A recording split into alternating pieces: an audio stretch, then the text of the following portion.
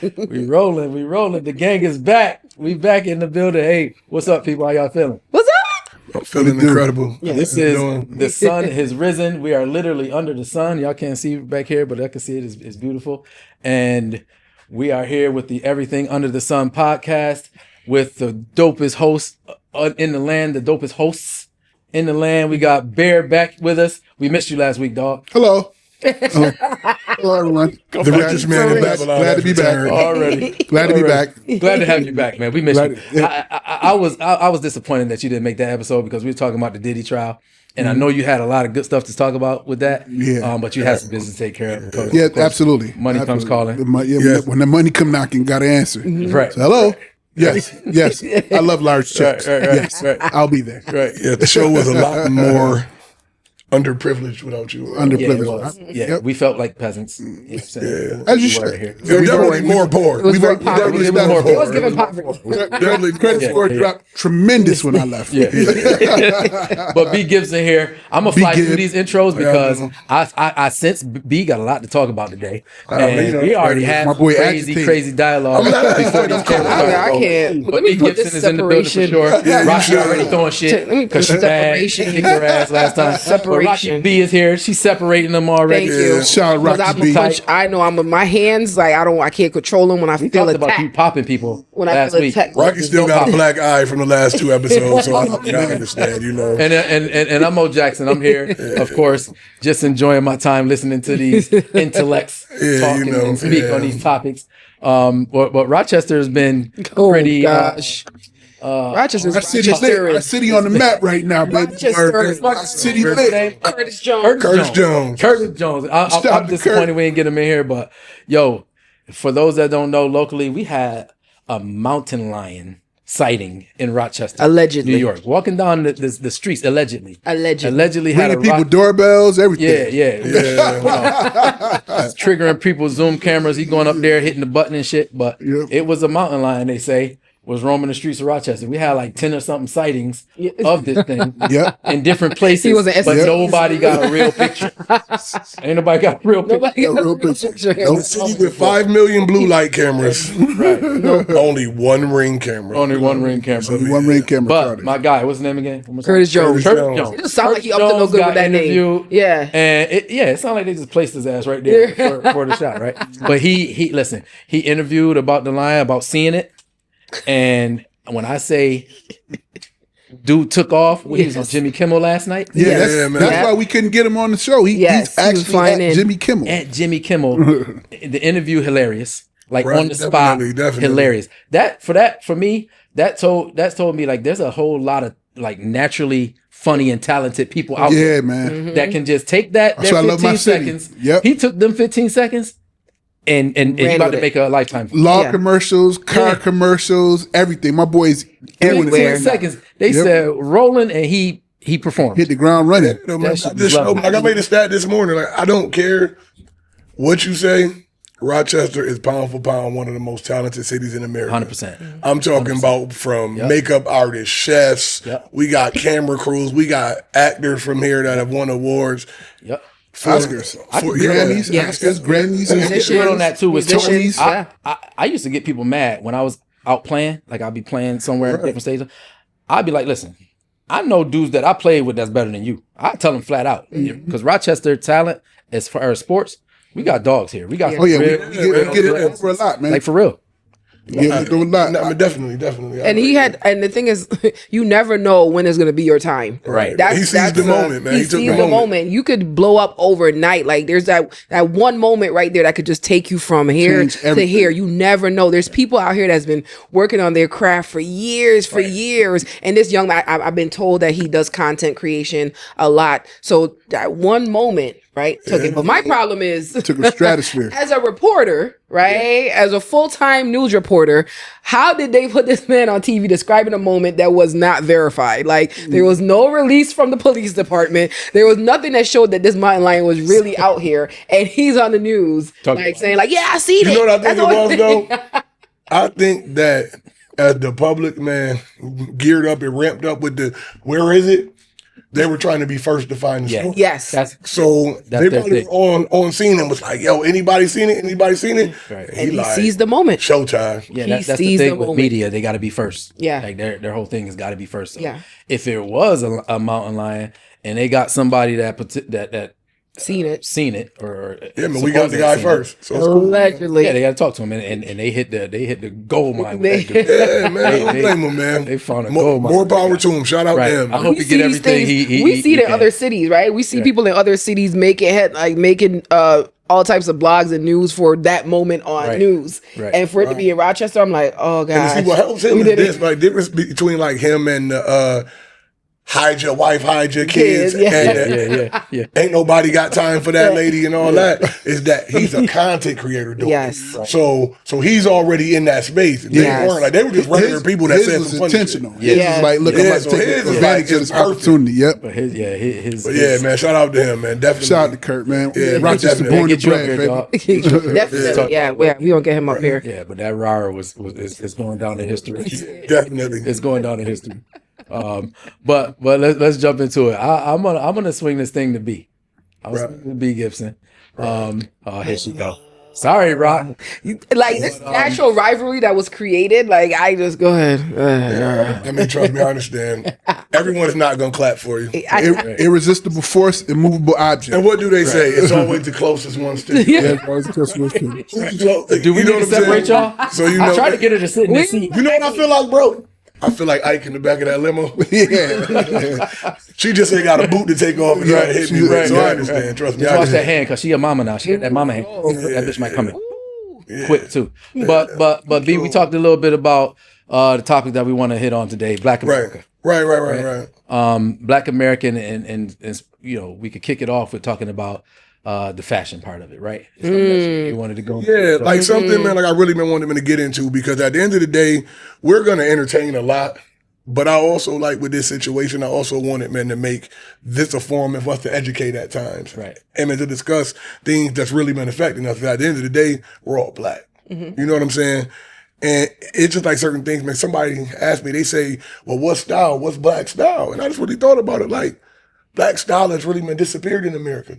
In the sense of not our impact. Our impact is present and on Front Street. But our style is like I was telling you. When you were younger or like right now before us, our mothers and fathers called sneakers what? Tennis shoes. Tennis shoes. Because they were looked at as lower class. You wore them to the gym and then you wore formal shoes and formal clothes elsewhere. Streetwear was looked down upon because we wore it. Mm-hmm. That's why you can't find a vintage Louis Vuitton t-shirt. You can't find a vintage Man Gucci t-shirt because they didn't service us. For us, right. That was lower class wear. So then that led to us as the community making things like Fat Farm, Mecca, Baby Fat, and you could identify that's black style. Yeah. Mm-hmm. Those men coats with the fur on them, that's black woman style. Mm-hmm. Jeans and boots, that's black man style. But they told you that was lower class. But then they turned around. Now they make streetwear, and they essentially, man, push the narrative that this is better now because we do it. And where we lost was that when they convinced you that a t-shirt with their name on it is worth $500 more than a t-shirt with your name on it, that's where they won it. That's deep. So now when they make what we always made and what we always wore and say it's better because we do it. And they made it with the same material. The same material. Same material. The same material. Like you said when we were talking, cotton is cotton. Yeah, man, cotton is cotton. They made it with the same material, so there's nothing different about what they're putting in. They're not putting gold flecks in it. You know what the number number one brand, and I agree 1,000% would be, you know what the number one brand who encapsulates everything he just said? What's that? Timberland. Oh, yeah. My dad, my uncles, my OGs, everybody, when I was growing up, when they all worked at either Kodak or driving trucks and everything, they all wore Timberland boots. The construction, ugly, dirty, nasty looking boots. We turned around and made wearing working boots fly. Right. And Timberland in turn reinvested into their boots to make them more stylish, not more comfortable, because Timberlands are the most uncomfortable boots in the world. But they became a status symbol. It became a status symbol of flyness, of fashion, and Timberland benefited from it. Not only did they benefit, but they saw us taking it and doing what we was doing with it, and they jacked the prices up crazy. Insanely. They did it crazy. Now we see them doing that with Air Force Ones. Yeah. When we used to buy Air Force Ones, when I first started buying them, I don't want to date myself. They were $70. $64.99. Now, them joints $115 At least. because they know we coming to get them, and that's our style. And then they did the trick with limited release. Right. They got warehouses filled with Jordans. Authentic, bootleg, whatever. Right. Warehouse is full, but they only release a certain amount of number to try to increase the exclusivity of something that everybody got, which is insane. I remember you could buy Jordans like it was nothing. $80, $70s, $80, you know, and now it's, we only got a limited number. You got to be in a lottery. And I'm like, what? And they still from the independent man designer because I'm sure, man, we remember the days, man, where dudes was painting ups and changing the color of the Nike sign and all that. Now they make those colorways, the same ones that they said, don't buy those. Those are fake. People are doing those. Like even man, like the trend from a couple years ago, man, Whitman, the ropeman shoestrings. Now they have ups that already come with rope shoestrings. Yeah. Sure do. Yeah. They're definitely paying attention. They're paying attention to what we do with the clothing and all that kind of stuff.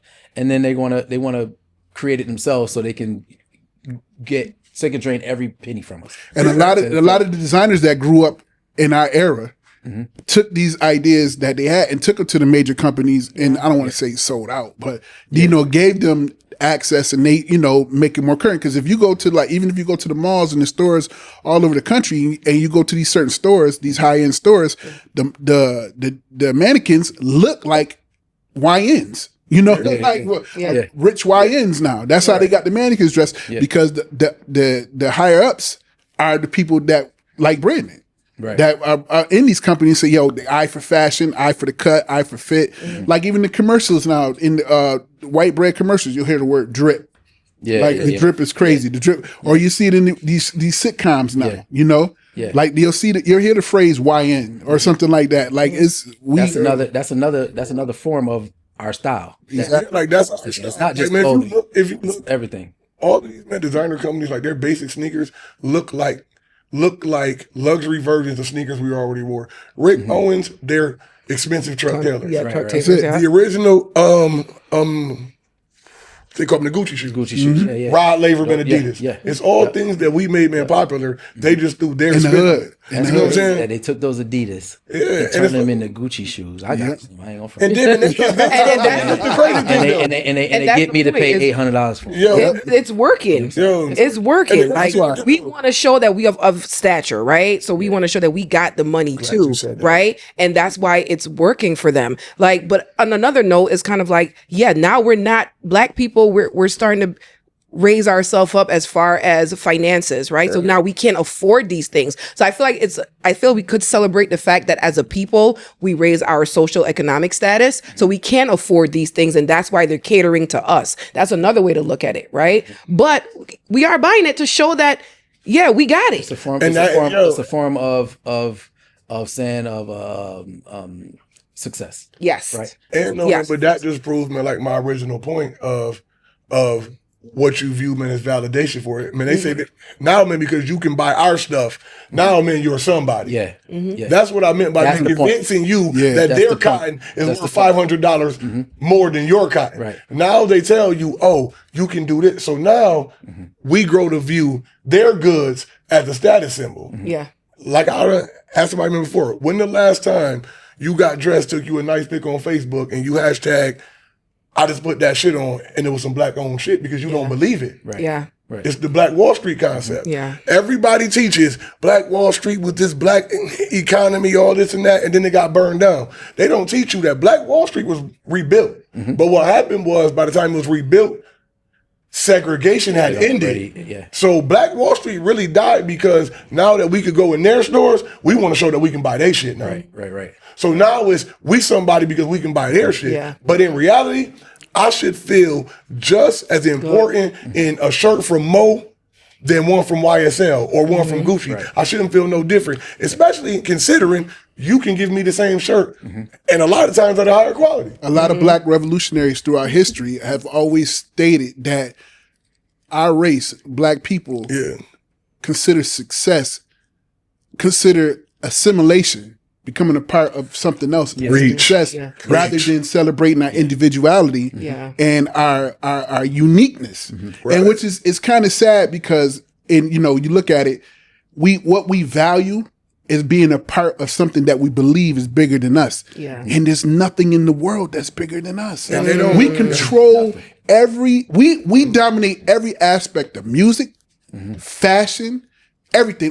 But the one thing that we don't really we don't preach unity and power. Yeah. Those are the two biggest things. With unity comes power. Right. And we can like when we had the mayor on, the mayor was like, did you see the vote numbers? So many people didn't vote. But in turn, we complain the most. Yeah. We want you to do this, we want you to do that. But we won't enact the policies and take advantage of the resources to where we can enact those changes because nobody listens anyway or nobody cares. I think that's an attitude that's prevalent throughout the Black community. It's easiest for us to view things and be a part of a system that's already in place. But that system that's in place was meant to keep us where we at. Right. And powerless. And see, man, and we celebrate it. I'm sorry. We celebrate it. We wade in it. We don't because we know it's going to take real change to make change. Right. And we don't want to do it. So we just happy to just go along. Like for example, not to get too far off track, when they say the school system, how the school system is set up, it trains kids to be institutionalized. You go from class to class to class. This is the criteria they have to learn. But it's the same thing if you look in mass incarceration. Yeah, it's the same thing. Yeah. We don't want you getting too big, too powerful, too thoughtful, too knowledgeable. So we're gonna train you. We're gonna give you the system, and that's why most people that when they think outside the system, like you take a outspoken person like Brandon. He's a troublemaker. Oh yeah. But he didn't say anything that was wrong. Right. Right. When if my man start making T-shirts, he automatically gets looked at as lower quality. Right. Like they had on the Breakfast Club, they had a Black designer on there who made he was making some fly shit, and he said. A popular rich celebrity liked this stuff. Popular rich celebrities like, yo, send me like mag free gear. I'm gonna rock your shit when I'm out. Get you some publicity. He was like, why don't you pay for it? Yeah. He said you'll spend $5,000 on a T-shirt, but won't send me $1,000 for 5 pair of sneakers. Right. He's like, yeah, I'm good. He said I passed, and the shit he put on the Breakfast Club was fly. Yeah. But he said automatically because I'm a Black designer, I get looked down as lower quality. Because I'm a Black person, I'm valuable to the white designers. Yes. That's insane. So in essence, we do it to ourselves. Yeah. In essence, we do it to ourselves, but. And also, man, like Barry said, man, with the unity, like that's the most powerful thing. When Rock said that it's a thing to where, like, yeah, man, we can afford those things, but in reality, they don't fear us having money. The system that's designed to keep us in the box, they don't fear us with us having money, and they really never have. Right. If you really think about it, the only times that this government has ever deliberately conspired against the people were people that united. They don't care about niggas having money because 9 times out of 10, what is a nigga money gonna do? Go buy a European car, go buy a bunch of European clothes, and go chill and keep flipping his money to Europeans. They fear unity. Fred Hampton was 21, died broke. Malcolm X died broke. Martin Luther King died broke. They fear unity. The leader of the FBI put in his address that came out to the nation, the single biggest threat to the internal security of this country is the Black Panther self-defense movement. Not on the offense going blown up, self-defense, because they fear unity more than anything. You get killed when you unite. You get money, they love you. Right. Because you coming to us. Right. You're gonna gauge your viability. I'm gonna show you how many millions I got by how many Mercedes I can buy. Yeah. By how many Lamborghinis I can buy. Yeah. Why on earth would I fear you for that? Do yourself a favor. I'm not to interrupt. Do yourself a favor. Piggyback on what Brandon said. Anybody who's listening, when you got free time, go on YouTube or any broadcasting video channel, type in Negro spending habits or Negro spending on YouTube, Exactly. there's an old black and white video that'll tell you how to attract the Negro customer and get their money. Yep.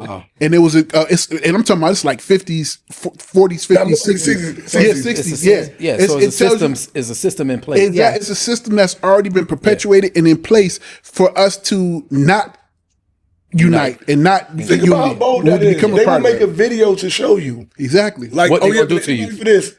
For this too. Look up the movie Trick Baby. There's a part, and man, Trick Baby is a movie. It was written by Iceberg Slim, the famous pimp, and it's about a guy, and he's a trick baby because he's the son of a pimp and a whore. Well, no, and a trick. I'm sorry. So, and the thing is this, man, so he grows up light skinned, so he understands the benefits, man, of passing in America. And it's this part where it's these congressmen are having a big dinner. And they're saying things to each other.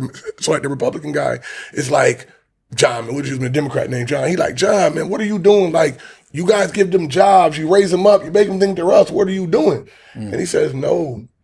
When you find those special ones, you have to raise them up. Because if you leave them in the ghetto, he will unite them against us, man, to overthrow us. He said, no. So you give them white clothes. You put them in white spaces. You raise him up in every way that outside of his skin color, he feels like he's one of us because it'll do two things. Yeah. It will break his bond with his people because they'll say, we can't follow him. He's not struggling. Right. And it's also going to change him because he's not going to have the same fire to fight because he's not struggling himself anymore. Right. And while they're doing this, the craziest thing is all the servers that are serving this table are black. Yeah. And it just shows like they don't have a problem telling you what the plan is because they know we are so bold about it and you're so hypnotized, you're not even going to give a fuck. Right. Damn. Right. You're going to be like, fuck it. Yeah.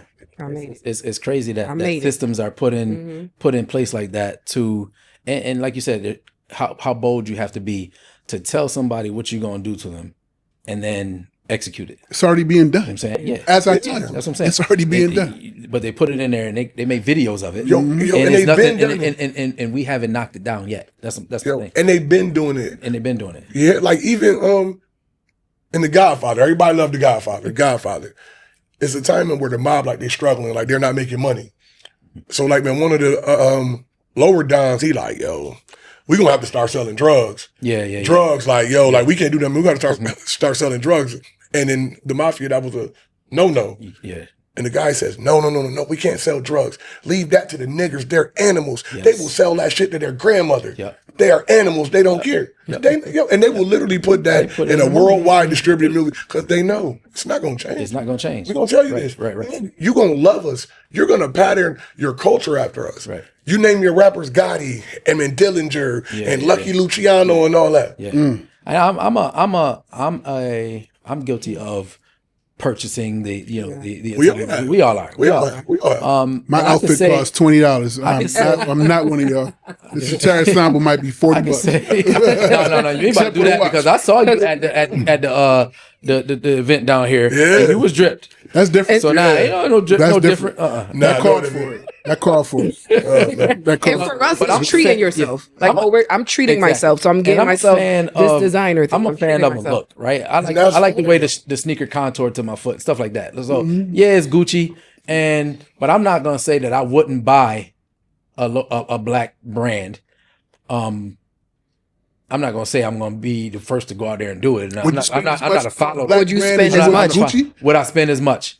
Yes. If the quality is. Honestly, I definitely will. Because if it feels good to me, I'm a person that got to get up when I get dressed. I want to get up and I need to feel what I want to look like. Right. You know what I'm saying? So if I feel like I want to have a bulkier shoe on like a Jordan, I'm going to wear something with a Jordan. If I feel like I want to look sleek, then I'm going to put on a Gucci shoe or something like that. You know what I'm saying? Yeah, so some local brands are like, they're really, what's the word I'm looking for? They really pride themselves on good quality, right? Yeah. Like the Rich Exchange and all that stuff. Like they really pride themselves on good quality. But at the time we would go to one of our local brands and they're like, oh yeah, $60 for a shirt. You're like, $60? Yeah, that's true. Right? That's we'll frown at them like, what you mean $60? Like you live in Rochester, right? And that's the problem there. But if Gucci plain white tee. Honestly, It's $20. Yeah, with the We have no problem. It's the guys $8. that are in the clothing business, the locals, or Yeah. even any towns local. I'm waiting for the person to jump out there with their clothing And line charge us and put a $500. $300 tag on I'm a waiting. t-shirt. I'm waiting for it. Yeah. You know what? And when it happens, I'm going to support it 100%. I'm going to support Let it. me go get on my soapbox for a minute. My B. Gibson move. There you go. And I'm speaking as a black-owned business. Yeah. Right. I compete every day with my white counterparts. They have access to resources, money, funds, information that I don't, and some that I've been denied. So I have to fight that struggle. So I may not be able to present to my clients and my customers the level of service that they're accustomed to from my white counterparts, but what they can't match me on is my heart Right. and my passion, Right. because everything is on me. Right. So if I can't have a bad day, I can't fail. You can, like, for example, if you shop with somebody else that does what I do, there's 50 others. Right. But there's, that does what I do, but there's none that look like me and act like me. Right. And to me, I tried to create my own lane and to provide the service that I do. So when I come to my brothers and my sisters with my prices, what I realized that that aspect of what you just said, or some of what we alluded to, far as what Rocky said, when I charge like one of my white counterparts, I get looked down upon, even though I'm going to give you more than what they would give you. Right. Exactly. Like, for example, just to break a small example, I don't charge by the hour for my service. I give you one price and it includes everything. That price is and I also tell them, I say, I'm willing to negotiate to get your service because word of mouth is everything. I don't spend a lot on media and marketing and stuff like that. But they'll feel, but sometimes when you charge less, they see like bad less, product. they see lesser value. Yes. Yep. So I struggled with the tightrope of being in business, even after all this time, and I've been quite successful. Yeah. But even after all this time, I still come around that stigma of being a black-owned business because I don't charge like they charge, and I don't have the name that they may have or be accustomed to. So that's why I find it funny when it's kind of, I may be kind of sensitive to it when people say the white brands charge more, but they find comfort in getting them white brands because it's more known versus like, okay, if you have a problem with my service, you're speaking to the owner. Right. You're not going to speak to the owner of these other companies. And They live in California or they live in Europe. I'm right here in the trenches with you, and I'll do whatever I need to do to accommodate your wishes, based on the level of service that you require from me. Yeah. You're not going to get that anywhere else. But sometimes that gets lost on A lot of that is strategic though. They do it like that because a business where you can't get to the owner makes that business more sought after. You know what I'm saying? So the more you charge for a ticket makes it more exclusive. Yeah, exactly. But do you change your pricing based on the demographic you're serving? So if you're serving, depending on what the service is, for example, like my company's called Feel Safe VIP. You automatically know when you contact me, you're going to get a VIP level of service. So those prices will match the type of service that you want. Now I tell my customers all the time, I'll design a package based on your budget and what you're asking for. But you're not going to say I want 7 trucks and 4 armed guards, and you're going to say my budget's $500. That's not even realistic. Right. So I try to match expectations with reality. Right. But you're not going to get that anywhere else because a lot of and I hate saying white counterparts, but with the bigger, more established businesses that have been around, they're going to tell you this is what it is. Right. Take it or leave it. Me, I'm going to work with you to match that. And I've been, like I said, I've been successful, but I still come across that thought process. Right. I'm gonna keep it on that topic, but then I'm gonna go back to something that Brandon said. Right. Because it segues into something that we're gonna talk on. As far as the business goes, with my business in training, sports training, I jumped out there and I had the accolades to where I was, when I did my market research, I was supposed to charge a certain amount, a lot more than what I did charge. But I catered to my demographic and said that I'm never going to charge a kid, a kid that I see myself in, that probably couldn't afford it. Why should that kid not be able to get the services that I provide? Absolutely. So I catered to the demographic and then I never left the child behind. So, if it's a single mom that came in there, if it's a veteran that came in there, whether it's a man or woman, they got a discount. You know what I'm saying? So I wanted to make sure that, and that's something that as a business owner and entrepreneur, that's something that you have to do for yourself. Yep. Yes. You know what I'm saying? So you can go home and sleep good at night because knowing that, that kid walked in the door with that single mom that, the father ain't around and they couldn't afford it, but that kid still stayed and had the biggest smile on his face in the end. Right. But is that hindering you from growth? Is that does. hindering you from the status that you want to attain, right? When you talk about your white counterparts and there's this name and, they choose the name over the service you provide. If you continue to lead with your heart, is that taken away from the status that you're trying to attain? That's a balance. Yeah, That's a decision you got to make. Like, it's a balance. And on top of that, you have to understand that for some people, it's just always going to be that way. Like, you can have the same thing and offer the same services.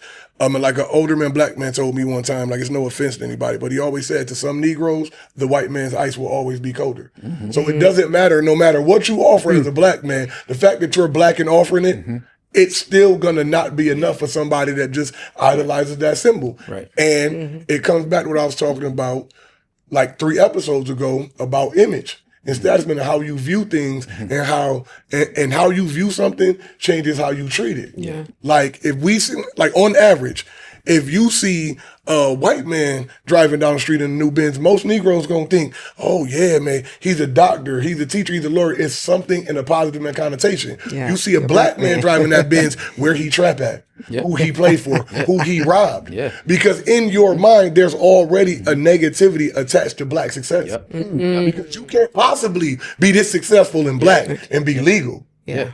Yeah. So And be in the same right, you're right, and be in the same environment as me. And that's that it triggers so much for me. And I'm not, I don't like taking this shit back to me, but I fool the shit out of people because when I took the job over there at Aquinas, right, I had the accolades and I knew that I could coach the team and win, Right. which I did. But when I pull up in my car and then I get out and I got the control that I have over the team and all that kind of stuff, and I'm very professional, and they didn't expect that from me because of and then on the flip side of what you said, like to the right Negro, a white man's ice would always be colder.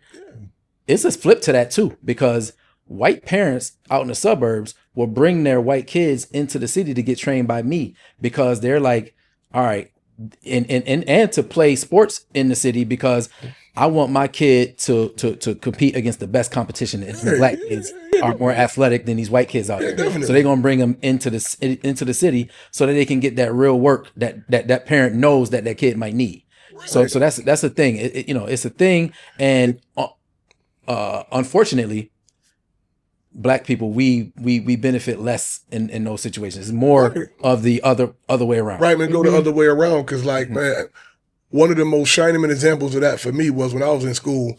Now I'm about to date myself. Kyle Kanai came to my school, right? I remember that. I remember when he came to town. He came to Franklin. And if you ever had any of his clothes, like his shit was super good quality. Yeah. And somebody stood up and asked him, he said, Joe, why your clothes cost so much?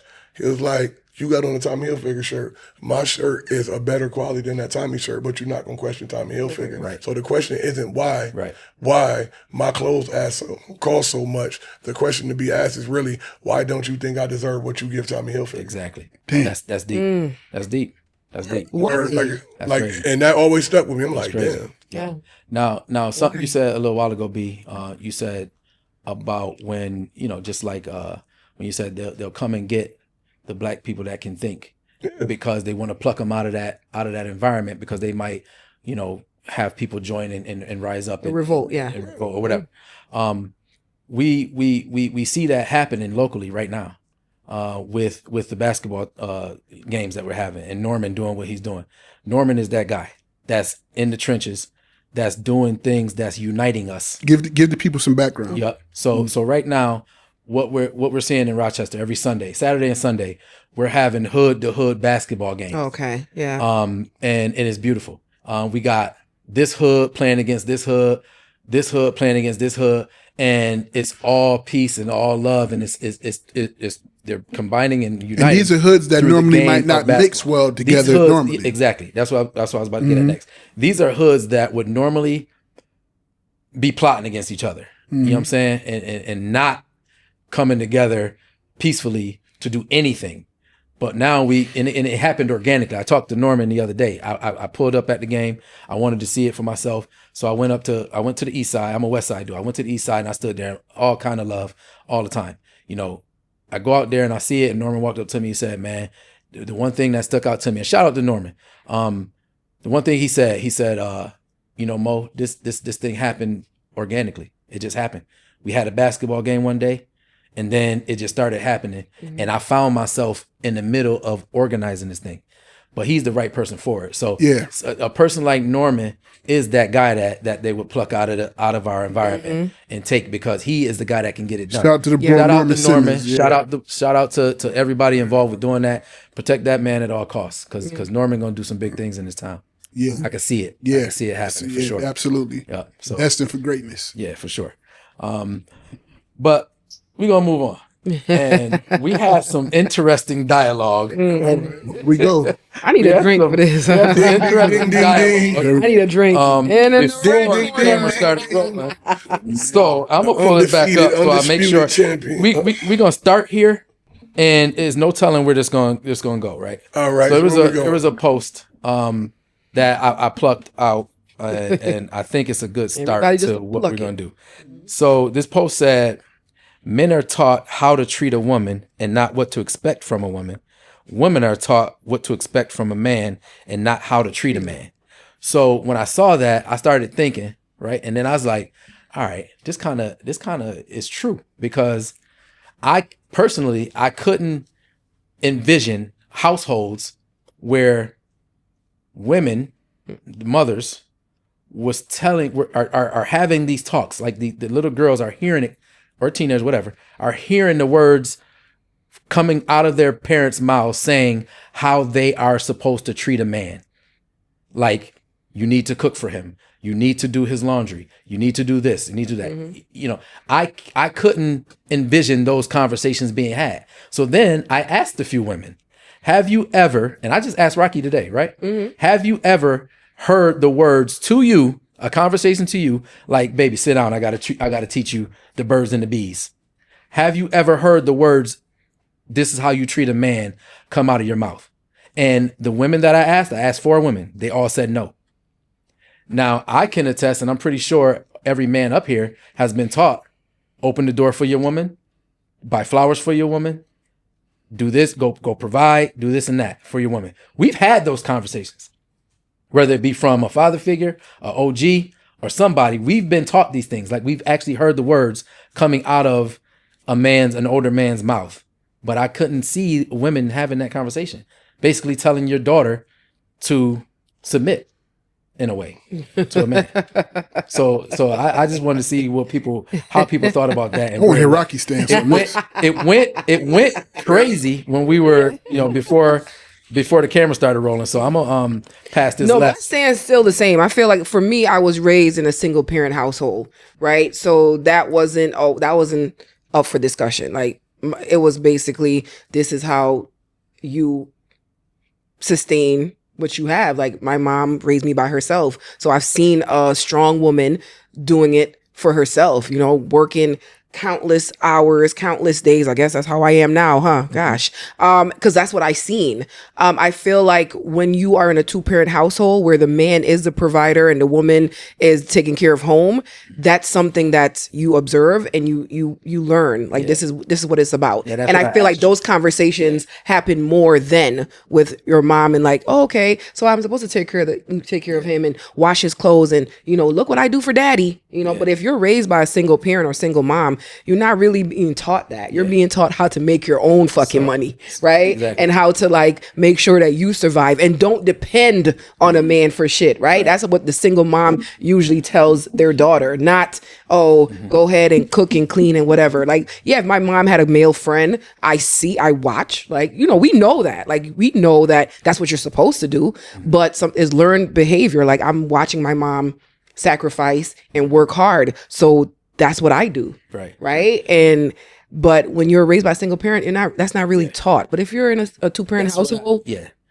And I don't mean to cut you off, but I asked you, I said, as a young person, are you supposed to watch and see that and pick up on that and then take it and apply it? Yeah. I think it's both. So that's the question. Like, how does it happen if the conversations are not happening?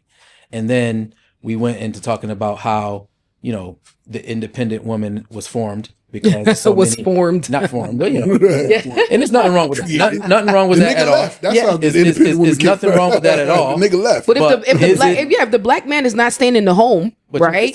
Then how are we supposed to be taught to take care of a man that's not trying to stay in the home? But check this out, and shout out to your mom, because obviously she did a really good job. Yeah, but I still struggle with relationships. That's what I'm saying. Right? Because I'm like, oh, okay. So was your mom supposed to say, so that you are not a single mom like me? Yeah. This is how you're supposed to treat a man, so that you don't end up being a single mom in a household.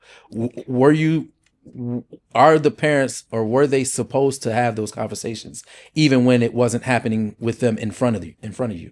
That's the question. That's a deep question. So yeah, it is a deep question. I feel like even if we did have this conversation, I feel like what I seen, I still mirror what I see. Right. Like when I go out and I hustle and I work hard, I always say, well, my mom did it. Right? Because that's what I seen. I'm not really thinking about what my mom told me. I can't remember the fuck my mom told me fucking 30 years ago. I don't fucking know. But I know what I seen. Right. And I know what I'm still seeing from my mom, right? Her hustling and doing her thing. And I want to be like my mom. That's what you want to be. Like, you want to be like that parent, your role model. Your parent is your role model. And I seen my mom become successful because of how hard she worked. Now, if there was a man in there and she, and she was taken care of, and now she's like, okay, well, when your man takes care of you and provides, then you do this and this for him. I'm pretty sure where I am in life would be really different, but I didn't see that. I was raised by a mom that hustled and worked hard and was like, you make your own money, don't depend on a man for shit. And maybe that's why I'm fucking single, because I have that mindset where if you don't want to stick around, then thank you. I got my own shit, right? I got my own shit. So have a good life. Is that a problem? I see Brandon over there cooking. Marinating. I'm not saying anything wrong though. I was just raised that way. Now when I find a man, when I have a man that that makes me want to be that woman, that makes me want to just. I never had an experience where I felt safe enough to be submissive. So is that how it has to go? Submissive. I've never. That's the word we're using. Is that how it has to go? Do you have to be shown that? I need to trust you to lead me. Like, allow me to sit back and let you do what you do, and then you're gonna perform. Yeah, and then I'll be like, okay, well, shit, he's doing everything. Well, let me just cook and clean and enjoy my time here. Let me bask in my femininity. But I don't know if men are being taught how to be men anymore. Ooh, that's a good one. Because a lot of women are overly independent. We are too overly independent. And I don't like that for us, but it's because men are not stepping up to the plate, or a majority of men, or the men that in Rochester, I don't fucking know, but we're forced to be hyper independent. I don't like that for us. So that went to the question of just so marinated. as a people, as a people, who's doing a better job of their job, men or women? As far as we're doing men doing their job as far as providing and leading and being solid, for a woman to want to reciprocate that and then go into doing her job. So who's doing a better job? Multi-level question. I know. And what constitutes a win? Like the independent woman is having a very hard fucking time right now finding a man. Right? I don't know whether it's our mindset that we don't need a man, or it's because men don't want to deal with independent women, but we're having a very hard fucking time finding men. So I feel like men have more options anyways. Relax, me. Let me jump in here real quick. They let me y'all let me cook. So I'm thank you so much. I think the question. Well, I think the question becomes, what makes the person happy?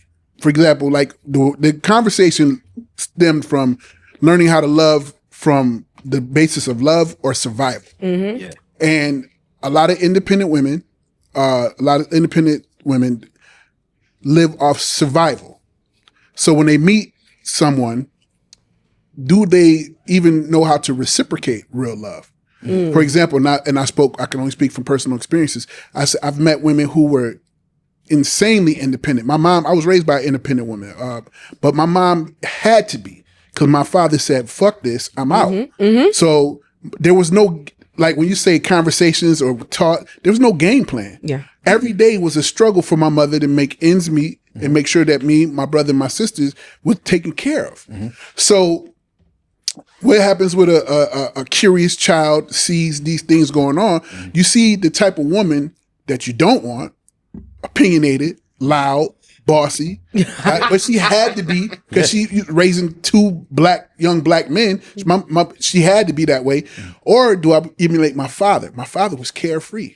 My father had multiple women. My father was, he could go anywhere he wanted. He could lay up with any woman he wanted. Do I see that? Like, damn, my dad used to take me to different women's houses and be like, this is your aunt such and such, or this is your aunt such and such. And back in the day, you could take kids in the bars too. And I'd be in the bars in neighborhood on the east side. Shout out to Archie's back in the day. They had you on the east side? So, yeah. Bear on the east side? On the east side. And so, you grow up in that environment. I'm like, damn, all these women love my dad. My dad love all these women. Or I could be like my mom, who's hardworking, sweating, stressing, crying, trying to make ends meet, this, that, and the third. I don't want that. You grow up, because you grow up to learn, to feel like that's a bad thing. Right. I could be like this carefree, don't give a fuck nigga. As you get older and you learn, but the one thing my mom taught me was values. Right. She showed me values and morality and stuff like that, ethics. So I said, you know what? It's not right to treat women like this, or it's not right to be like this, whether I paid attention or not. That was always revealed in the relationships that I had. Right. But so again, the question doesn't become of, like, how do you, like when Rock said independent women have a hard time, it's not that you really guys have a hard time. The only time you guys have a hard time is, to me, is the type of cats that y'all deal with. You are dealing with somebody who doesn't know how to treat you or doesn't care enough to. Right. Like, fuck, I'm gonna deal with you for when I can deal with somebody who's much easier. Yeah. So, like Brandon said, when it comes to the dating pool, people say it's pissing it. No, you just said the wrong pool. Right. Plain and simple. We keep trying, and that goes back to the simulation thing I said. We keep trying to make ourselves a part of shit that we don't need to. And that comes when it comes to dating too. We keep trying to become this person that we think might be more acceptable to the people that we're around, when we shouldn't even be fucking with these type of people to begin with. Right. And I told Rock this too. I said, you sit there, you want the people that you like, that you feel like are entertaining, pleasing to you, whether it be financially, sexually, whatever, intellectually, whatever it may be, but there's no connection, there's no chemistry. So you keep trying to force a square into a fucking circle, and then we try and label like, well, there's something wrong with them. No, motherfucker, something wrong with you. You gotta because you're the one making the decision. Yeah, you're the one making the decision. Yeah. There's in Rochester alone, there's 1 million plus people in Monroe County. There's, in the city that we reside in, the parts we do, it's about 150, 200,000 people. Yeah. And then you take in this inner city part that we reside in, it's probably 75,000, 80,000 people.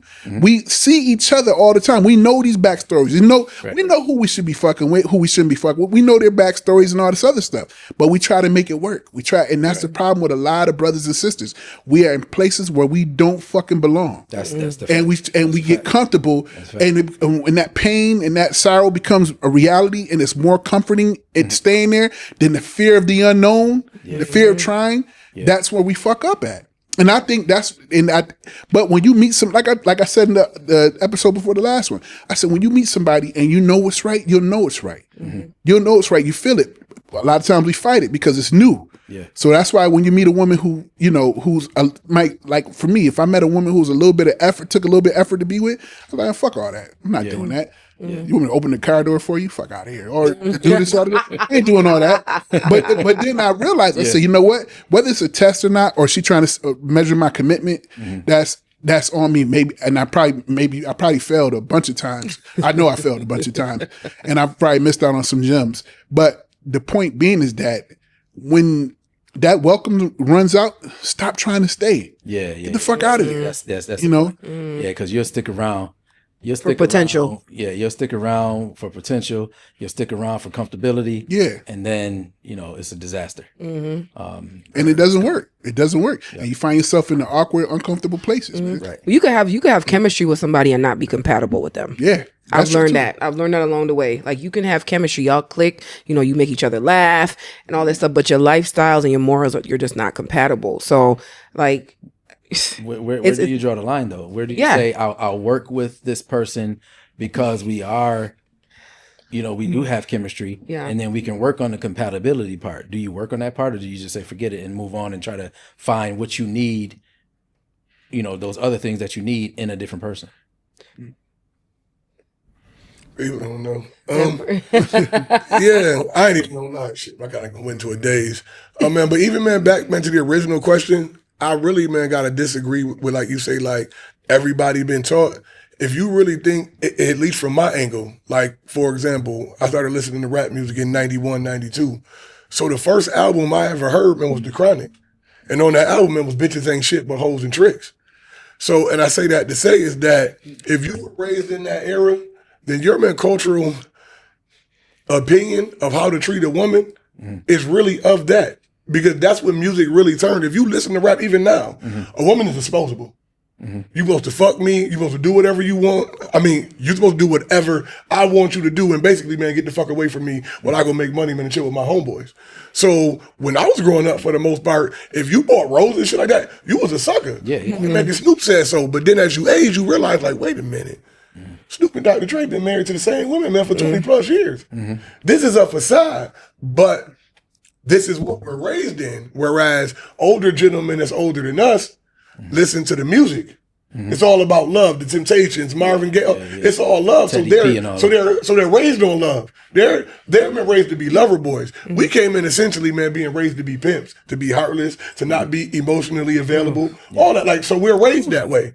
And then when you think of it on the other end with the women can't really be raised on how to treat a man when you think there was never a blueprint on how to treat a man. It was have his babies, clean his house, and that's it. And there is no treatment schedule for a man traditionally. Right. So this is really the first generation of women that have to know how to treat a man, because now men are like, yeah, happy wife, happy life just ain't it. Like, I want to be happy too. Now it's happy me, happy we. So when you come into that, catching on, boy. They don't have a blueprint to that, and I don't really blame them, because it's like, wait a minute, all I used to have to do was be barefoot, pregnant, and cook. So now, I mean, when you have women that are evolving in the dominant roles of being CEOs and administrators, and now they're alphas in society, and then you say, well, I know you the big dog in society, now come home and be a beta. So, like, man, so that's one of those things. So, like, I don't really blame them for that, for like saying, man, women are not raised on how to treat a man, because if you look in everything in our society, it was aimed toward the same things. If you look at everything from the Barbie doll, Barbie notice all the occupations Barbie had. Barbie went shopping. Barbie was a maid. And then it was just Ken. Barbie was a maid. And what was Ken? Ken was a worker. Ken was having fun. Ken was just being a man. Passenger seat. It's the same thing. You know what I'm saying, man? So it's the same thing. So like, I don't really buy like into that where men are taught how to treat a woman and women not taught how to treat. This is their first generation. This is literally, man, their first generation. Just like this is the first generation of men that really has to adjust to a woman that can make more money than them. So they be like, man, he can't handle it. Well, he don't got no blueprint. His daddy made more than his mama. His granddaddy made more than his grandmama. He don't know how to treat a woman breadwinner. He don't know how to be a support partner. Because this is the first generation where men have had to learn how to be support partners. So it's tough right now on both sides. Yeah. The roles just flip. Now those other things, roles just all that. You got to do this to unlock some shit. If I have to do something extra to unlock who you should naturally be, I'm fine on it. Exactly. Because all that soft and all that. If I told you, you got to be nice to me to unlock my masculine side, man, so I can take the trash out, you look at me like I had 3 heads. It doesn't make any sense. Right. Why do I have to unlock something? Because what it really is this. It's a power struggle. You tell me that I have to unlock this, but in reality, the person who locked it away wasn't me. So why do I have to unlock what he locked up? Right. It doesn't make any sense. Women feel like some women, I can't speak for all women. Some women I've had conversations with say, the last cat I was with, I treated like a king. Right. I'm not going to do that with you. Right. You gotta earn that with me. Yeah. But I'm telling you that if I'm saying to you in my spiel, whatever my spiel is, my presentation, I like it. I'm a king. Yeah. Treat me as such, and I'll treat you like a queen. Well, you got to prove it to me first. It becomes a power struggle. It becomes now it's about power and ego, and that's a horrible. It's about worth, bro. Yeah, I think that's when it becomes a problem in dating, because now I'm trying to prove something rather than just be. Right. You know, Right. like some of the back in the days when they say a pop up, a chick pop up at your crib, that sometimes be the best time because nothing was planned, nothing was thought out. Yeah. Or you just pop up, the female just pop up, whatever.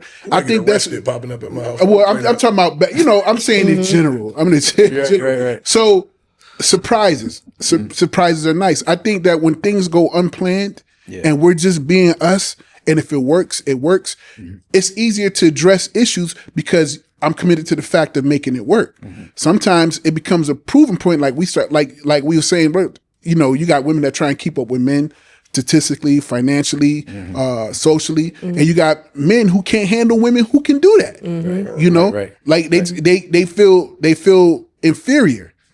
Because I'm not, if a woman, to me, if I meet a woman who makes more money than me and it makes me feel some kind of way towards her, that's something really wrong in me. Yeah, that's something really. That's something really. It has nothing to do with her. That's the problem with a man. That's an ego thing. It's an ego thing. But don't a woman have to prove that she got the wifey qualities for you guys to wife her up? Isn't that a thing where Absolutely.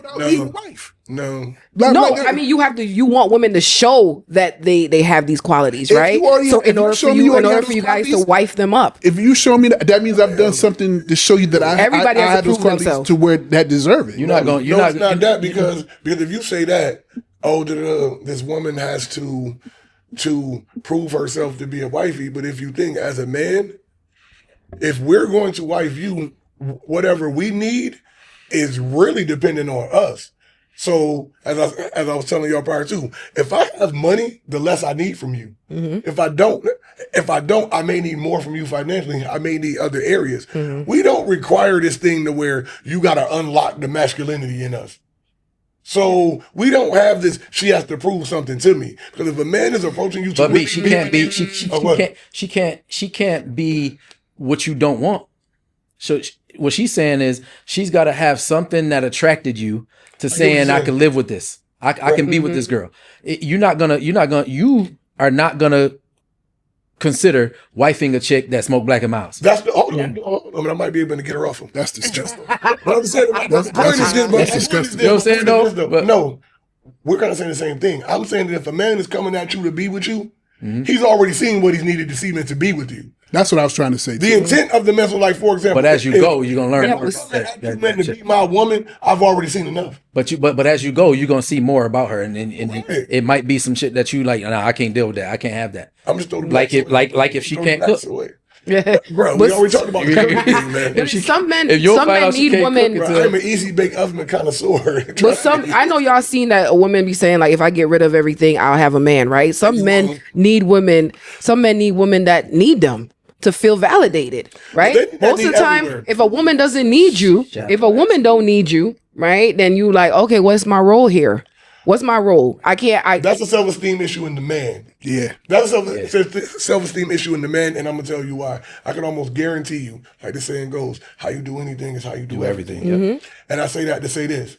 I guarantee you, he doesn't just feel that about a woman. He probably feels it with his kids and everybody else. Job, I have to pay for everything. Yep. I have to be the man because that's the only value I have. Right. That's a self-esteem issue within the man. It's not that, I have to feel, because he feels this is all I have to offer as a person. And another thing, too, to piggyback off the great shout out to Ashford Films, my man Kyron said, my relationship should be the most the least complicated part of my life. Absolutely. That's My man Cameron said that. And once I have you in my corner and you got me in your corner, that's it. Everything else is us working towards something and figuring out. Right. Yeah. When we start worrying about, what happens is when we start itemizing and putting things like, okay, well, you know, she makes this much, I make this much, or she can't cook, or I can't cook, or my food tastes better than this, that, and that, whatever. When you start doing that, you got fundamental problems to begin with, right? Because that shit ain't gonna. You walk foundation problems. Exactly. You walk in the house. What you cook tonight? I made tuna fish with cheese. I really don't like it, but you know what? Fuck it. We eat spaghetti tomorrow. That's it. It's over. I'm not gonna sit there and have a long ass conversation. I'm just saying in general. I'm just gonna have a long ass conversation, argument about why the fuck would you cook this? Da da da. Blue blue blue. It's a moment in time that may not work, but the relationship does. Yeah. You know. Well, can I ask y'all men something? What are you looking? What does a woman of value look like for you? What are you looking for? Right? Because you said all men looking for something. So what are you looking for? What are you guys looking for in a woman for you to be like, okay, this is a situation for me? I'll tell you. Thanks to Barry. Because you got your own money. Y'all rich over here. No, what absolutely could not. a woman provide for you? Here's the thing for this right here. He said very. In the words of the young lady, and is. And is. Jules, but that Barry just dropped. I don't know what woman is ideal, but I know it's definitely not one that makes fucking tuna fish and cheese. How the fuck makes tuna fish and cheese? Tuna melts are great. Tuna melts are great. But tuna fish and cheese. Hold on, this tuna fish and cheese. Hamburger helper. I've had hamburger helper with tuna fish. That shit was smacking. So that's the whole segment though. Like people. It's a whole thing out there about people that won't eat hamburger, but then like it's some rich people that say I'm never gonna stop eating hamburger. Yeah, I don't give a fuck. Go back to you. You must have been in with a vanilla thriller or something, man. Nah, man. She was Italian, but either way, vanilla thriller. I ain't never had the tuna in the hamburger. But go ahead, B. Yeah, what was gonna say? What was the question? What can a woman provide for you, right? What's we talked about that earlier. Like this is the one for you. The best things a woman, example, another thing when we got man from the esteemed Mr. Ashford. Notice what he said. His wife uncomplicates his life. And whatever that means is dependent on the man. So the best things about a woman ain't sex. It's not money. It's not none of that. It's however she uncomplicates my life. That's the piece. Because a man can leave the house and say, yo, I left here and the only thing I have to do is focus on being great in the world. That's golden. Because he don't got to worry about nothing else. The man leaves the house and I ain't got to worry about the house. Except fucking tuna fish and cheese. You know what? Leave the house with tuna fish and cheese there. I have to come back with eats. Other than that, if I've been out working all day and I come home to tuna fish and cheese, that shit better be smacking. It better be smacking. Clearly, I'm not working hard enough. If the only groceries in this bitch is tuna fish and cheese. But that's I'm going back to work. Right. For me, I'm gonna reopen that bitch. For me, a woman, to recognize a woman of high value, and is a piggyback off what he said about Cameron, but it's her presence. Your presence, I want her presence to bring peace to my storm. That's the piece that we said. Yeah, that's my life is crazy, hectic, stormy, all that. I want her to be my escape. My backbone, my support. And I'm not saying, when a lot of times I'm hearing a lot of women have conversations like, oh, I shouldn't have to be his backbone. No, I'm gonna be yours too. Right. You know, I want to be, if I'm gonna be vulnerable with you, I want you to be vulnerable with me. I don't want it to always be a alpha fight. Right. Who's the strongest? Who's gonna lead? It's a team. And her presence alone, and when I mean by presence, I'm not just saying physically be there, but she's there. If she sees I'm stressed, babe, what's wrong? You know, you give me the space to talk. And another thing that's huge with me, I know this, I don't want to get too far off topic.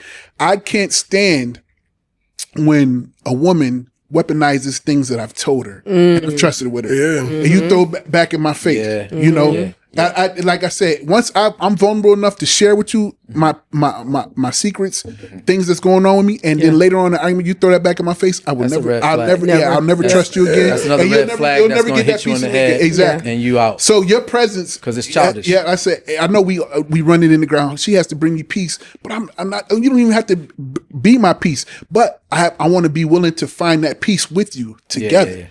You know, because it's gonna be stormy, it's gonna be tumultuous. Because when you got a high functioning personality or somebody who's really doing a lot and busy a lot and all that stuff, you got to find ways to make it work for you. Everybody relationship stability isn't going to be the same. You got some people who we would see might be toxic, but they love it. They love that energy that they have together, and it makes it work. We think it doesn't work for us, and it's not supposed to because it's not ours. You know, same thing. Now taking that kind of and segueing into personal stuff. Not we ain't gotta get too personal, but we had the topic about popularity. Now, Rocky, you're a prime example of this.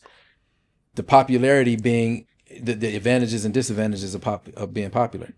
Now, relationship wise, that can be a whole big ass issue because if you don't find the right guy that can handle the popularity, that can handle her having to be flirtatious when she's doing her thing, just joking around and playing. But if you can't, thoughting a little bit, like little light thought in here and there. You know what I'm saying? But the disadvantages and advantages of popularity in relationships. Oh yeah, that shit is The narrative. It becomes what? Go ahead. No, do your thing, man. I'm gonna let you do your thing. It could be. Do your thing. What my whole thing is like, I don't know sometimes who's really there to know me, who's genuine and getting to know who I am, or who wants to just experience the image, the brand, and you got to sort it out, and I have to sort it out. And a lot of times people are very convincing as far as like, oh, I want to get to know you, but then what's real is always going to stay put. That's my struggle, and oftentimes being who I am here and being a public figure and all this stuff, a lot of times I either get the men that treat me like shit or try to dim my light because they don't want to look like a groupie or a fan, or I have a man that's does way too much, right? And really leaning towards just being a fan and just wanting to experience me. So I feel bad. It's hard. It is rough. Trying to find that. It is rough, and it's just gonna be cool and genuinely just be cool and chill. But at a certain point, like there is once in a while, a guy that's just cool and chill pops up, right? But we're not looking for the same thing. He just want to chill, and I'm like, well, I chilled, like I thought it out. You know what I'm saying? Like I'm trying to settle down, and he was like, I just want to chill, like this. So it's like it's always it's difficult. It's difficult to like to be that person. Like, so now, the percentage of real candidates. Question for you, Rock. You say that that men treat you like shit because they don't want to seem like a fan. Yeah. Well, wait. Yeah. Let me finish my question. Do you think that maybe he's not treating you like shit? It's just that you are so used to being treated by fans that you think the man that doesn't treat you like a fan, as a fan, is subpar with his treatment simply because he's not fanned out. And you're so used to somebody being fanned out. Like, do you think like, well, damn it, he's treating me bad, he's not fan, but really he's just treating you regular? Yeah. I could see that, but there's a point where you're like, okay, this person is going above and beyond to make themselves not look like a fan, and they say things like, "I ain't one of your fans." That's a dead giveaway to me that you're really not though, man. But y'all do that too, man. Because when y'all men get with a dude, man, that got a following. First argument, I ain't one of these little fan ass bitches that's gonna run behind you, and they be like, "What?"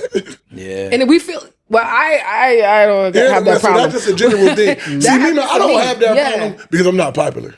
You know what I'm saying?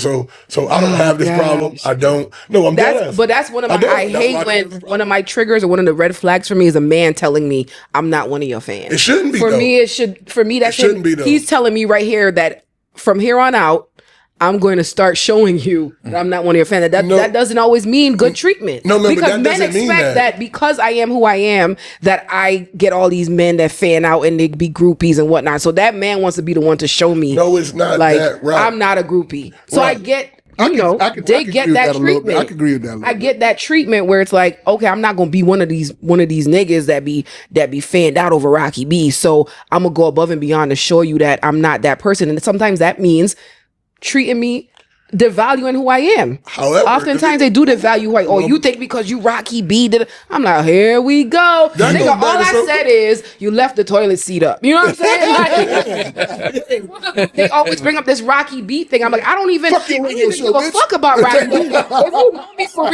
If you know me for real, I don't talk about being Rocky B. I don't talk about that because I know when I step out on the stage, when I come home, I'm not Rocky B. If I'm with a man that supports me and loves me, when I come home, I'm not Rocky B. I'm your woman, right? So when you start saying things like, and I treat men amazingly. If I had you, if you had me, you already know, like, I'll treat you like a king. So when you start throwing things like, oh, because you Rocky B, I'm like, where did that come from? Because I've never once came at you as Rocky B. Right? That's just you using that. That's your insecurities, like you like to say. Mo. How many times have we heard Mo, how many times have we heard Rock say, I don't need a nigga money? They say it all the time. The first thing they say to a man, hold on. The first thing y'all say to a man that does well for himself when y'all get into it, I ain't one of these bitches that need your money. If a man is telling you that, sometimes he's just setting a standard, because I'm going to tell you why. Somebody that is a fan of you, you can treat them a different way than somebody that has a certain amount of dignity. So what that man may be saying to you is, you can't treat me like a fan. I'm not going to accept anything from you, just anything, and you treating me any kind of way because you popular. That's what he's saying. He's not saying I'm going to treat you bad. He's saying you got a responsibility over here too. That's a possibility. That's different. Yes. Now, some men, and again, a man that goes above and beyond to treat you wrong doesn't like you. Yeah. Doesn't like you, or he doesn't like you, or he got self-esteem issues, and he nitpicking. I will understand if I approach a situation with that mindset, like, I'm Rocky B. How dare you talk to me like that? I don't approach situations like that. So I feel like when men start to act that way with me, where they try to, like, try to dim my light, is something else there. Why because I've never 40 times a day, like, what? Well, I'm Rocky, and I need 48 calls. I need 48 calls. Yeah, exactly. I get 4 calls. Rocky B is 48. First of all, you only got in 37 calls for the day, so yeah. So that's when niggas be like, hold on. I'm not fan man. Yeah. You better eat this tuna fish and I need somebody to understand that there's value in Rocky B and there's value in Raquel. Yeah. I need somebody to understand that. So the popularity advantages and disadvantages can come in different shapes and forms, and all that kind of stuff. Because I have options. Now I'm a female that has options. Like, okay, well, if you fuck up, then all right. Because I have there's men out here that's waiting for me to at least say hi. You know what I'm saying? Like, there's a man in that inbox that's saying, what you doing? Hello, what you doing? Hey, what you doing? He's there waiting. So that's I guess that's a what we call those, Mo? False victories? No, empty victories. Empty victories. Those are empty. The inbox ruined things because it gave people a bunch of empty victories. Yeah. I can't stand when a woman posts, I get niggas. Of course you do. You was born with a coochie. Of course you get niggas. There's 50 niggas in my inbox right now. If a nigga mess up, it's 49 and a half niggas that want to fuck you. But men always be like, oh, I only get bad bitches. I only get bad bitches, and you be look at their baby mom and be like, oh, okay, so I guess it's started after her, so like a lot of times that's what men do too. I only fuck with certain caliber of women, and you like when you really look at their roster or their history, you're like, oh, when did that start? When one thing that's I've always found I was curious about when people say that, when they be like, I only fuck with this or that and the third. I can't fuck with somebody that I don't like. Yeah, I can't entertain you. I can't put energy into you. I can't do anything if I don't generally like you. Yeah. And and I'm not saying like you for a reason or like you for this, that, and the third, because I meet in my line of work, both lines of work, I meet beautiful women all the time. Right. So it's got to be more than that. It's got to be more than surface. So why do I want to be around you? Why do I want to talk to you? Why do I want to engage you? Why do I want to waste any precious amount of time that I have even speaking to you or being around you? I have to like you. And I think, back to what Brandon said, when I get to the point in a situation with a woman where I degrade you in any way to either hurt your feelings or to show you or try to show you in a weak, feeble attempt that your status doesn't matter to me, I start to not like you. Because it's okay to have disagreements and have points of contention with people that you like. But when it gets to the point to where I'm trying to teach you a lesson to show you that, like, to me, that's trying to say that you're not as important as you are to yourself, you're not that important to me. I stopped liking you. There you go. To me, that's why I say that's why I said to his point. I said I agree with that. I can see what Rocky's saying because what in you made you say that? What in you made you say that you? Because I've had family members and close associates say to me, "Oh, just because you're a nurse, you think you know everything." No, I just know about this health issue that we talk about because I'm a fucking nurse. You know what I'm saying? Outside of what we talking about, me being a nurse don't have shit to do with what we talking about. But that smell coming from you after you leave the bathroom, that's health related. You might want to get that checked out. Too crazy. So that's you know that too. So cheese. Yeah, so that's what cheese. That's what I'm saying. So that comes into play. But if we have, like she said, if I tell you put the toilet seat down, I don't give a fuck if you Rocky B. Right. Put the toilet seat down. How about that? That's it. To me, that was something that was inbred. That was in you, it was in you already waiting to be said. Yes. So anytime something emotion or a statement like that comes out, it comes into play. But if I like you, you need to put the toilet seat down. Oh, I'm sorry, babe. My bad. Yeah. Because I don't want to do anything that's going to disrupt us. Yeah. But the minute you tell me something, turn the volume down. I don't give a fuck. This ain't the radio station, bitch. I like the Right. So Man, first of all, turn this shit to 103.9 any motherfucking way. How about that? They ain't got no mouthy bitches. Yeah. 105 to beat. I'll beat your ass. shit. They'll talk this much shit down there. Right. WBEE don't got no mouthy bitches on their side. Fuck out of here. Where's Cyrus? That's funny as hell. That's Crazy. So pretty much that's the disadvantages of being popular. And that's why I say that's why it's so not popular. Yeah, not the advantages. That's why I'm not popular at all. The advantage of you stop it. You popular. No, I'm not. No, because you have there's a difference between popular and being known. And it's a lot of people might know you doesn't mean popularities is like not being funny. Like, yo, I'm popular, I guess, in a sense that people may know who I am in some spaces and whatnot. But I'm not the popular to where you feel like you can be in my space popular. You can be in my business. Like I don't have people like if I'm dealing with somebody, ain't nobody inbox me, because they know I don't care. Because they know outside of me handling business or I might teach a class or whatever, they know outside of that. Right. I'm not that person. Right. And there's a difference in my popularity. I think it's a lot like that's one of the biggest examples. Jay-Z. Jay-Z is wildly, immensely popular, but he's not an embracing popular. People don't get in interviews, man, what's up, man, with you and Beyonce? Man, what happened in that elevator? They know not to ask him. Right. Because he sets that to let y'all know, like, I'm here, but I'm not that type of here with y'all. He don't tweet. He don't post, none of that. I don't ever want y'all to feel like my business is y'all. I'm among y'all, but I'm not with you. Yeah, exactly. And I think that's important. Yeah. You know what I'm saying? And that's where I think popularity runs into people's things, because when you give people the power to have influence on your affairs, that's when your popularity is bad. Shouldn't nobody be able to tell you nothing about yours and then vice versa? So that's why I say there's a difference in popularity being known and inviting popularity. Right. Like I don't ever want to be inviting popular. Right. You know what I'm saying? Right, and that's why I tell you, I'm not popular. Yeah. If you see me somewhere, 90% of the time, I'm by myself. Yeah. I'm by myself. I'm Same here. I'm in the corner by myself, in the cut. Yo, what up? I might walk around like, you don't see me talking to people or like just randomly interacting with people. That's not where I exist at. Right. So I'll be here. They're like, you outside, you on the scene. I'm on the scene, but I'm not in the movie. You know what I'm saying? And that's important. Yeah, it's definitely important. And if that's something that you didn't have to be taught, it's even better because you naturally understand that part of it. You naturally understand that part of it, and you can make it work to your advantage and not cause you any kind of stress in your life just because you're popular. But people also, like you said about the Jay-Z thing, with being known, popular, whatever you want to call it, especially in a smaller city like this, people, the way you act will dictate how people treat you. Right. Like you can 100%. It's people I know that are extremely well known,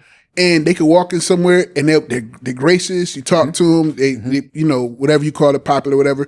But they don't get bothered. Yeah. You know, That's a fact. Yeah, they might now what's going on in their social media inbox, all that stuff. That's nobody business. But out and about, you see them, they walking around, chilling, hanging out, and stuff like that because that's how they carry themselves. You see the attention seekers. You know them. Exactly. You see the people who want the attention, who want to be popular, want to be known and well like this. So you already know that. I have issues with that personally. I have issues with that because I've been told that I like to seek attention, but I don't go out at all. What? Yeah. Really? I don't. That's so weird. So that's why I had to put people in their place because I'm like, that's somebody who doesn't like that's you. somebody I'm like, how could you? How dare you say that I am attention seeking when, first of all, I'm popular because of sports, because of what I did. Right?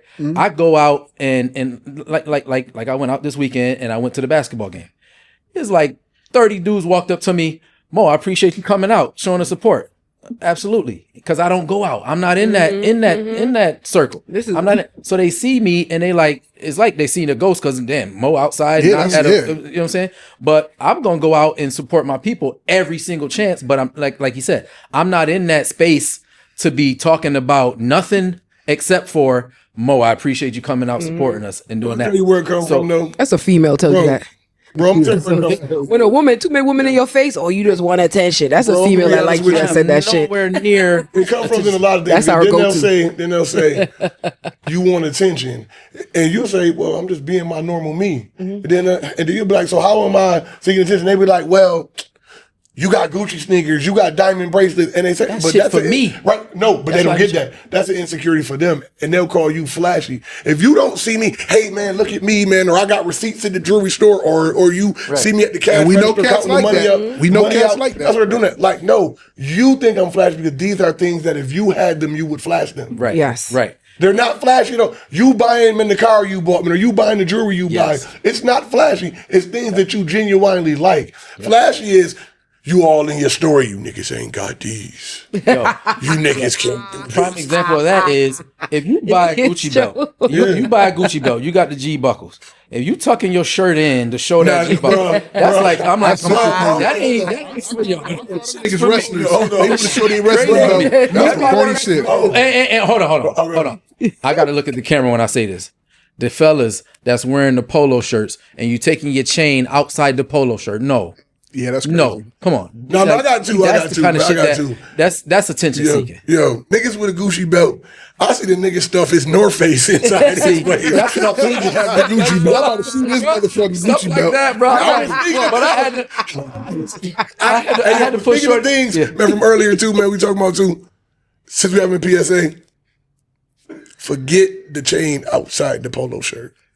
Fellas, stop putting the chain outside your suit. Oh, man. Why are you at weddings with your chain outside your bow tie? over the tie and all I that? always tell people, like, yo, man, come on. when I get married, if you come to my wedding with your chain outside your suit, you will be arrested. You get arrested. No, you got to get arrested for that. Yeah, that's That is an arrestable like they offense. got a suit on and the chain, the emblem is over the What's tie. what's wrong with that? No, Rocky. And if You you ain't outside- taught us a lot about the men you choose. Yeah. That's Yeah, why that's what I'm you taught us a lot about the men you choose, bro. You talking about what's wrong with that? Nice little bust. What's wrong with that? Are you serious? You, Like, nigga, they gonna know you got that chain, even with the suit on. That's what I'm saying. Like that shit Why kills do me. you have a chain over your bow tie? But yeah, that's the worst. That's- That's worse than the polo shirt and or the button shirt with the chain outside. That's the worst. Hey, a chain over the winter coat too. Yeah, I that's seen why. that. I seen it. They do But- that because it works. But the they do it because it works. It gets them the results that they're looking for. Nah, That's man. why men do from the they're attracting a certain kind of attention. Yeah. And I hate when the And men Rocky, flashing if their you like money that- and then you want to know why bitches coming at you only for money. Can you take the Oh, money? come on now. It's a double side to that too, though. What about the ass shots? It's a double side. What about the ass shots? Okay. It's a double side to that. I never said you were Yeah. wrong. Spin moves. Double side to Yeah. that. Why? That's the empty victim. Why No, these thirsty as a niggas woman- in my inbox? No, as a and woman, you got your ass I sitting on the agree with sink? that. as a woman, I agree with men when it comes to that. I don't get how women twerk and show their ass in their stories and then wonder why they get certain attention. That to me, that's delusional. Like for you to complain about men being in your inbox and asking for certain things, but you're inviting that. I don't get it. Like expect that. Yeah, exactly. You may not agree to it. You could definitely shun him, but expect it. Like for you not to expect it is delusional. But that's like as a woman, that's women. No. That's where y'all are like crazy at. Even if I post a picture and I'm showing my ass, I know the attention I want. But I'm like, oh, my ass so good. Y'all about to come at me now. I know what I'm doing. Y'all will wear the halter top and then walk around the store like this. Go change your damn shirt. Wait, no, put a different shirt on. Y'all we didn't know we was gonna go to Wegmans. It's time for another PSA too. Speaking of inboxes, ladies, another PSA.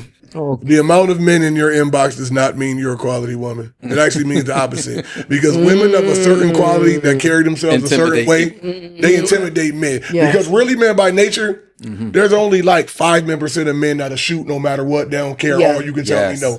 Most men, including myself, we hate rejection.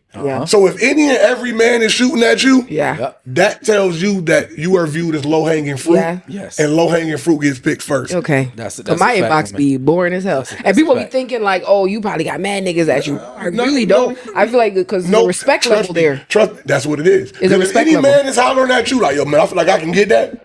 That says, and if you got it's either one or two things. Niggas know you easy or they hurt you easy.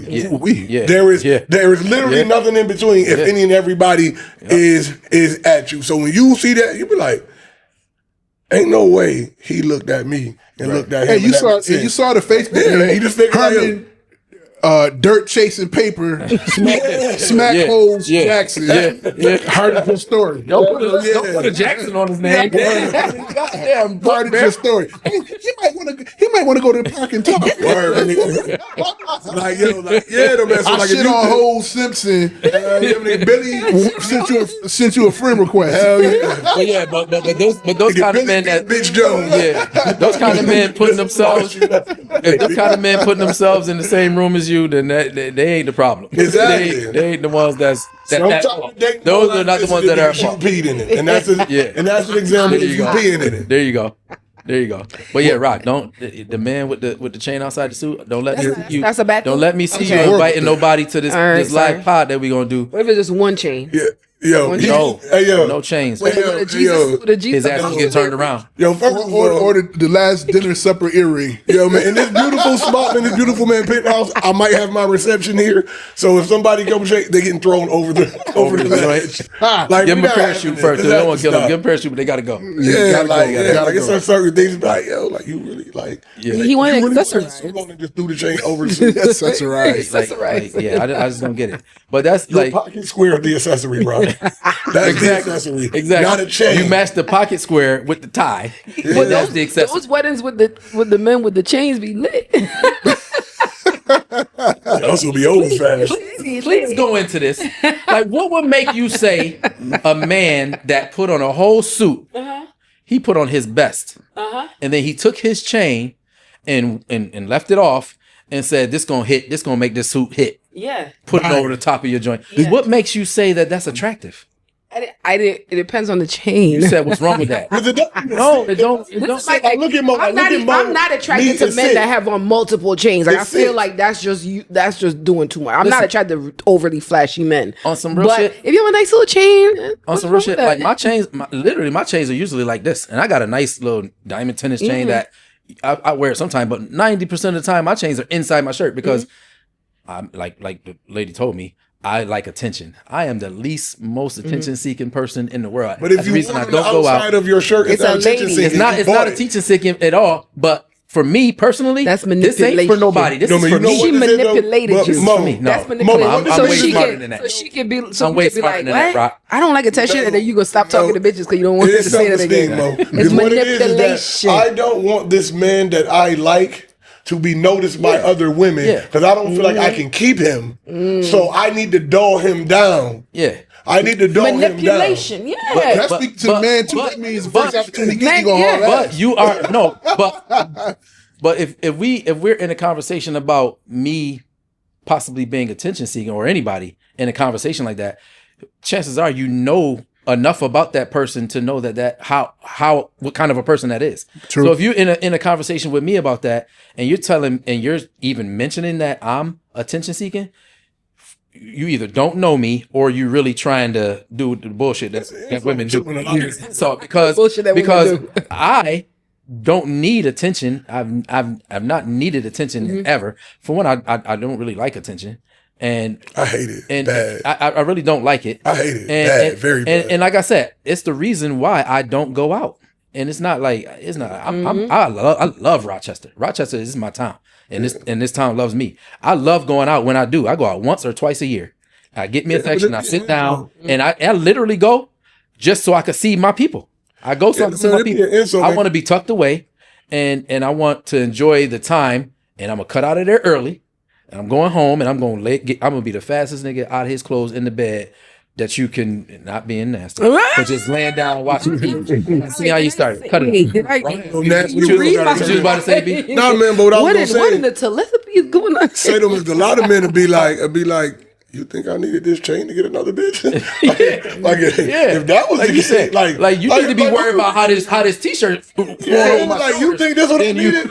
Like, girl, that's what you need to be worried about. Like, you need to be worried about this walk that everybody loves. You need to be worried about. Remember, that's what the man don't Shut your bow-legged ass up, boy. That's what the thing that when you think about it, like it'd be an insult, though, man. But like again, that be people, man, trying to dull you down. Yes. Yeah. And I would tell the person all the time, like, yo. Yes. I've always been more focused on who I am than what I have. Right. That's why, like, when somebody says something like that, longer. if you see me on average, I promise you, I got on some dirty sweatpants, like some dirty Air Maxes and a tight, dirty t-shirt, because I don't care. Listen.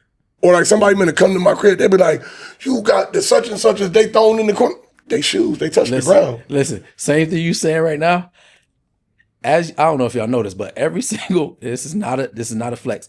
Every single podcast we've done, I've worn a brand new pair of sneakers because them shits is in my closet and they all brand new. I was looking at, I was like, them shits shiny. I don't do shit to wear them. So they sit in my closet, and now I'm de-icing them all, and I'm mad as a bitch. I'm like, I gotta wear something cool because I get to get dressed. I don't gotta wear sweats. I don't gotta wear running shoes. So I get to put the shit on that I got. So if it was for attention, I would have been broke them shit out and been that be with the demon. But people be trying to literally cast their self-esteem issues on you and try to dull you down. It's like, I'm not doing this to attract nobody else. This is me. Yeah. This is normally me, man, or this is who I am. This is not for a thing. Right. Yeah. And more importantly, she met you like that. So if you... What attracted you? That's like me, man, meeting a chick at a strip club and she a stripper. Now I'm mad she's still on the pole. Right. I met her on the pole. I love it. I just wanted to take her off that pole and put her on my pole, but pole is pole. Pole is pole. Pole is pole. I know. For me, what I know, a red flag Don't for switch me. the job, switch the location. Exactly. A red flag for me is when a man tells me something like, "Oh, you ever thought about getting your body done?" Or you ever thought that's a red flag for me. Yeah. That means do you like me for me? Or are you're trying to suit me to this image that you want to have for yourself? I'm glad so like a woman that looks a certain way fits your image. So you don't like because a man that like me for me will never try to change what the fuck I got going on. You're not gonna tell me. You're not Dr. Miami. How you gonna tell me? Oh, you should alter this, alter that. That's a red flag for me. That's me. I automatically know, like, oh, okay, this man ain't really fucking with me like that. I'm glad you said that. It's about an image for him. I'm glad you said that. I'm not gonna let anybody. It's not like I'm letting y'all, but I don't want anybody to comment on that because that is a segue into the next episode. We are going to have a full-fledged discussion on BBLs and everything about them. I can't wait. And instances and all that kind of stuff. It's going to be a topic. Yeah, that's going to be. I need that to be a part of it. Is it okay for a man to suggest to his girl that he wants her to get a BBL? And what's the I would just say this before we cut out, bro. Forget the woman getting the BBL. Why are these niggas getting BBLs? That's gonna be a part. Niggas be suggesting to themselves BBL. That's gonna be a part of it. I was about to leave with getting into that. So please